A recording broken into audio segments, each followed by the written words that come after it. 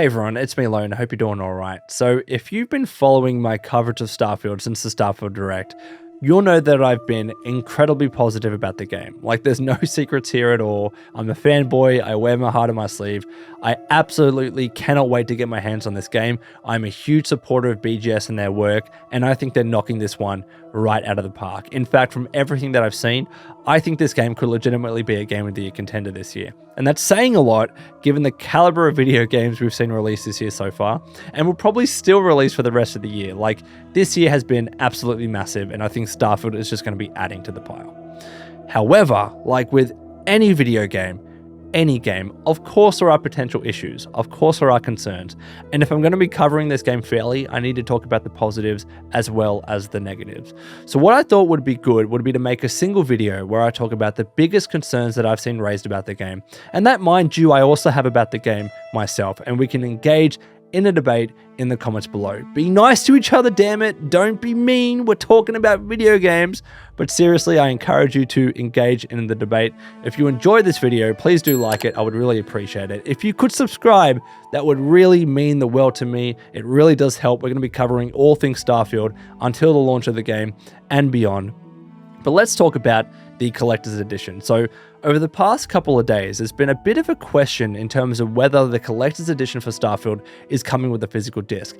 In fact, it's been up in the air for all editions of the game, because there was a tweet from the Bethesda support account on Twitter which said that no matter what edition you get for Starfield, none of them are coming with a physical disc. All of them are just coming with a digital game download.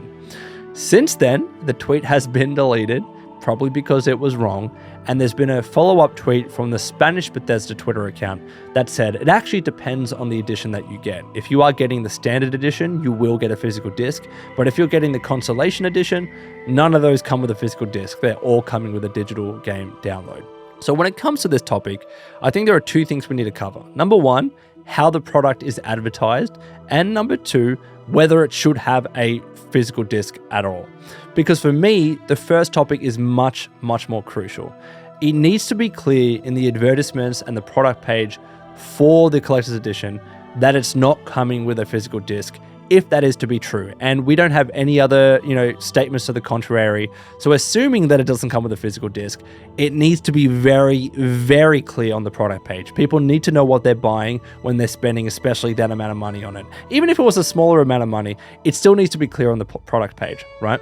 So at least when I look at product pages in Australia, it is clear. So for EB Games, it says it only comes with a full game download. On JB Hi-Fi, it says a digital game download. It doesn't say anything about a physical disc. Of course, it could probably stand to say there is no physical disc with this edition, but at the very least, it does specify specifically it is a digital game download.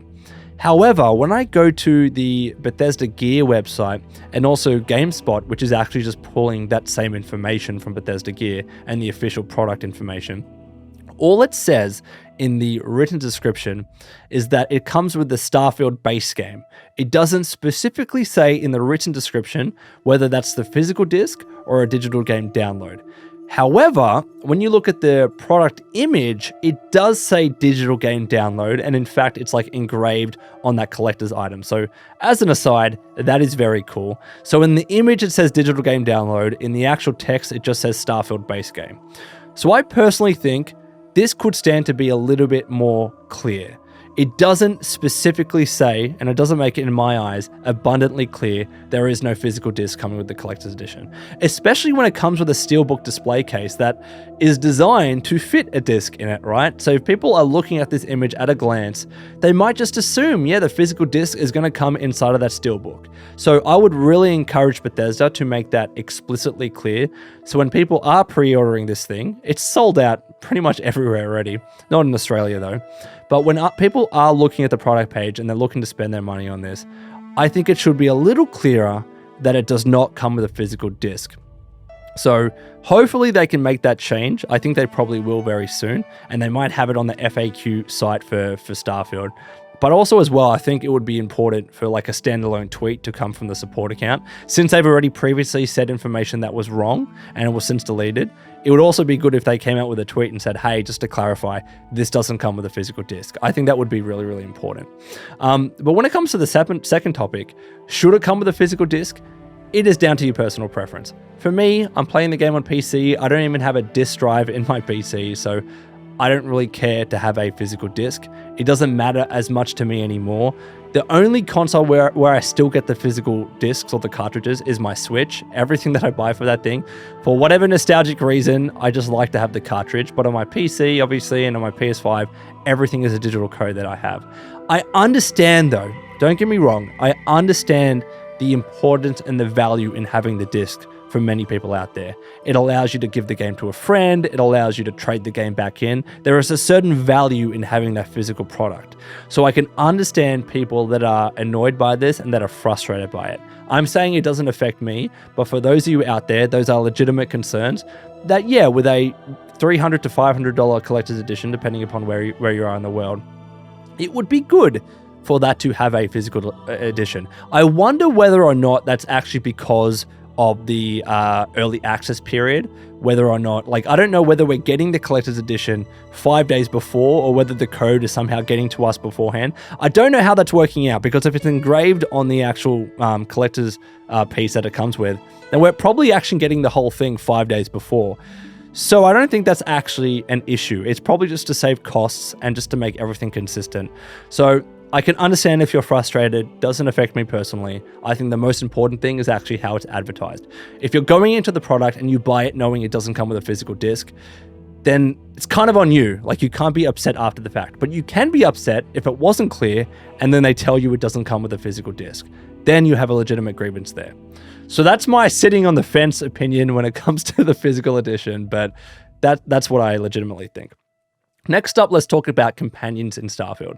In a recent podcast, Todd Howard confirmed that Starfield is only going to have 4 companions which have full quest lines and can be romanced. There are, of course, still other like robots and other humans that can be part of your crew and can be your lighter companions, if you will.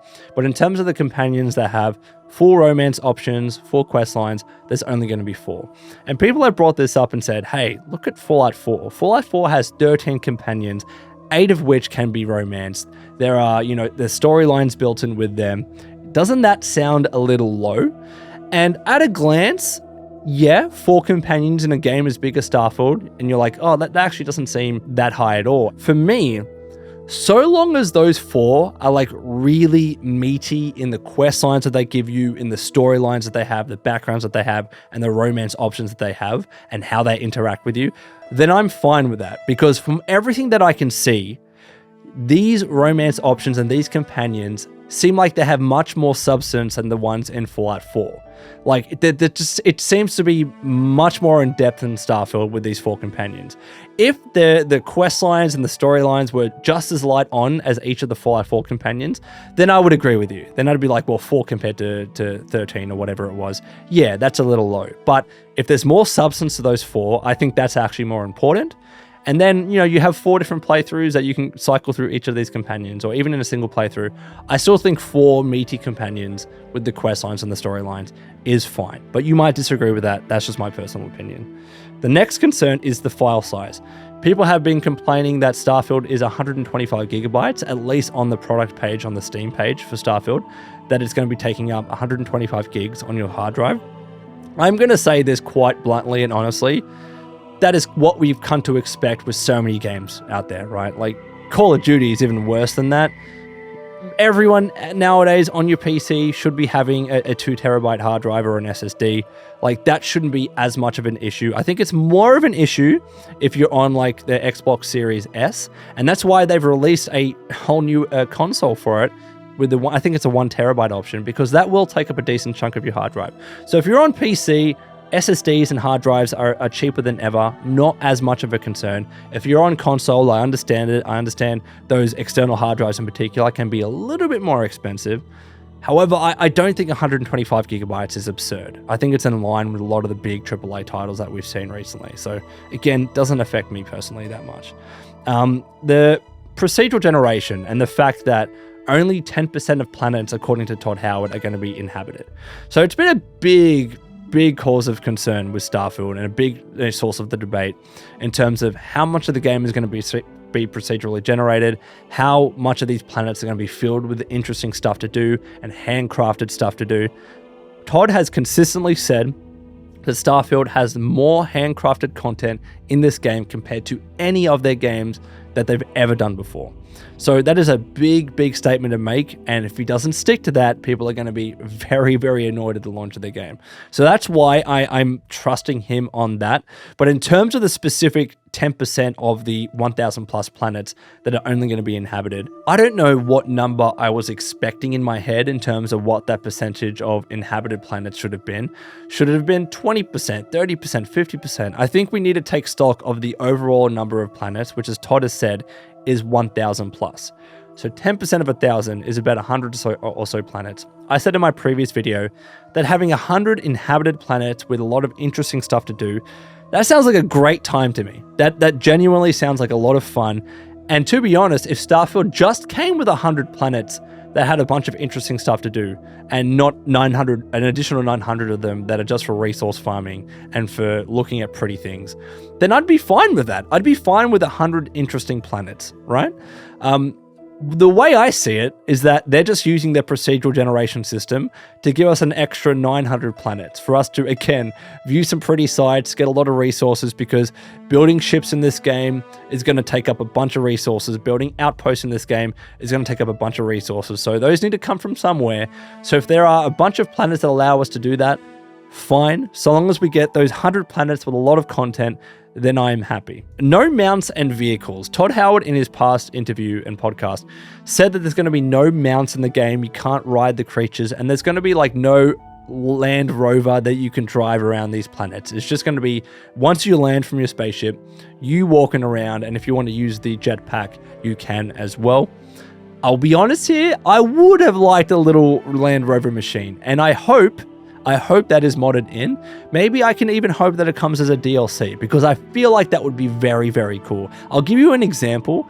In Breath of the Wild, Zelda, at the end of the DLC, you got this cool little motorbike, and it was so much fun to ride around.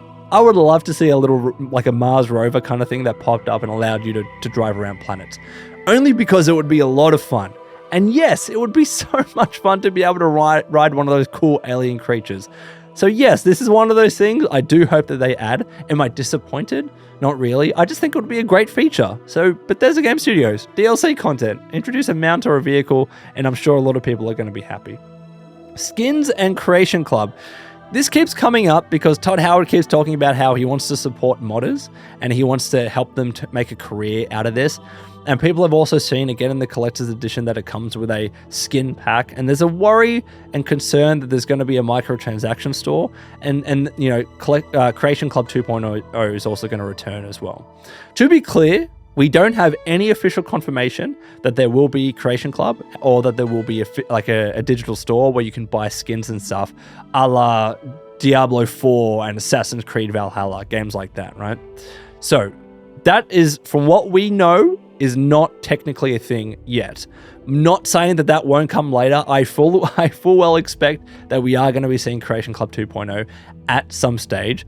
So we need to criticize it when we see the full information. I don't think we should be concerned about the potential of there being purchasable skins in Starfield. If it is, all that I ask is that they're not too expensive, because in Diablo 4, one of the criticisms that I had with that game was that it was like almost $40 AUD to buy one of their cool outfits. And that's so expensive. That is so expensive. That's like half of the price of the actual game just to buy one outfit. So if they do have the skins, so long as they don't affect gameplay, but you've got console commands anyway, so that doesn't matter as much. It's not a multiplayer game. Who cares what you do in a single player game, right? But I just want to make sure that they're not too expensive. For me, that is the most important thing. Next up, we've got frame rate, performance issues. That's been a big debate, obviously. 30 frames per second, people aren't happy with that. I've constantly said I just want the frame rate to be consistent. If I was playing on console, that would be 30 frames per second. If I'm playing on my PC with my 3090, hopefully that's 60 frames per second, but whatever it is, I just want it consistent. If it keeps dropping, that's when it pisses me off. And then I don't care whether it's 30. I actually don't. I constantly tell you, legitimately, when I play games on my PS5, I always pick the quality mode. I just played Final Fantasy. I'm playing Final Fantasy 16, right? And I picked the quality mode because it looks awesome. And I think it doesn't look that bad at 30 frames per second, especially when you're playing on a big TV. And in fact, you look at that game as an example, The performance mode, where it's meant to run at 60 frames per second, has a lot of issues. If we were to get a performance mode with Starfield, we'd be seeing not only a lot of, compromises in the quality, maybe there's things on the screen, how many NPCs we see, how much clutter we see in the game. Not only will we get those compromises, but it's probably going to be a subpar experience as well, because performance modes just... lately anyways, they haven't seemed to be that well in games. Like, they've always seemed to focus on the quality mode. I experienced that with God of War as well. So for me, I just wanted to be consistent. That is all I care about. And I saw Digital Foundry's video on Starfield and how in certain areas things seem to drop to 20 frames per second, but they admitted as well that that could have been in the capture software that they use. It could have been in the video compression that YouTube uses, because that can actually introduce frame drops. The only way that we will know is when we get our hands on the game and we can properly analyze their frames per second. Right now, we're kind of guessing in terms of how stable it is. People say, oh, it didn't look stable. I could see clear frame drops. You don't know whether that was the game or YouTube compression or the capture software or the hardware that they used. You just don't know. So that's one where we're going to have to wait on. However, if you don't like 30 frames per second on your console, I can understand that. I would just prefer more quality in my game and a consistent frame rate. Next up, Radiant Quests. People have been complaining that Radiant Quests are returning. I think I saw a Game Rant article about this. Any open world game with Radiant Quests, I don't know what else we were expecting. Of course, they're going to be in Starfield. I don't care, so long as all the other side quests are interesting, and there's a lot of them, and there's fun. If there are Radiant Quests to help me get some money and to get some resources, who the hell cares? That's all I have to say about that. Character models. People are still complaining about the character models. I don't think they're that bad. Maybe it's just me, but I actually saw some legitimate improvements, not just to the models, but also to the lighting from the last time that we saw Starfield to the Starfield that we saw in the Direct. I actually think that looked pretty good. Yeah, they're a little bit glassy-eyed, and yeah, they sometimes look like they're not really looking at you, and they look kind of static and cold. But we've got to keep in mind, like, this is a BGS game. They have thousands and thousands and thousands and thousands of lines of dialogue. Not everything can be mocapped like it can in Horizon or other games that don't have that many lines of dialogue. It's not fair to attribute that to a game like Starfield, especially when you have so many different dialogue choices and options. That needs to be accounted with. The only way to do that is to have a system with AI that builds that for you, that like mimics the voice movements and then has the character models built in. You can't mocap everything in a game like Starfield. Like, it's just not physically possible, right? So I actually don't think it looks that bad. You might disagree, but whatever. The last thing that we have to talk about is bugs and the state of the game. Look, Bethesda Game Studios have said that this is going to be their most stable game on launch ever, that it's going to have as few bugs as there's ever been in any of their games at launch. We need to obviously take that with a grain of salt. We saw what happened to Fallout 76. I think it's going to be very different, mind you, to the Fallout 76 situation. But we have to wait and see. We have to wait and see in terms of how the bugs are operating, how it operates on different systems, like whether your graphics card's compatible, whether you have issues with your CPU and all that kind of stuff. You never really know, even after hours and hours and hours of QA, you never really know how well a game is running until it gets out into the wild and everyone tests it. So I'm going to hold my judgment until that. But what I'm hoping is that it's a pretty smooth launch, because I think it would be such a shame for after 8 years of development, or the first game in 25 years, whatever number you want to look at, I think it would be such a shame if the game had a rough launch because of bugs, but everything else was good. Like, look at what happened with Cyberpunk. It's a great game now and everyone loves it, but only if it had a great launch. If it had a great launch, people would remember that game fondly. So I really do hope that it does, but we're going to have to wait and see. But anyways, Wastelanders, that is all from me. I hope you enjoyed this video. Let me know your thoughts in the comments below. And until next time, this has been Lone. Please take care of yourselves, and would you kindly keep fighting the good fight.